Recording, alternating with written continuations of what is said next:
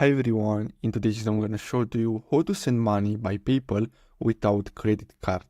So basically what you'll have to do is to simply go on and click on add card or bank, and then here you'll have to select link a bank account. So not debit or credit card, bank account. So click on that, and after that you'll have to enter your IBAN number and I'll click on agree on a link.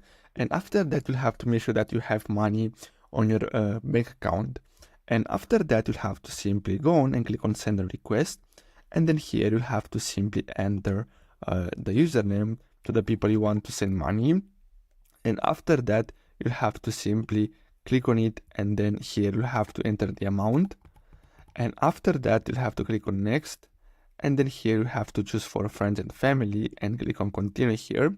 And basically, if they have an account, you're going to be able to use your bank account to send the money.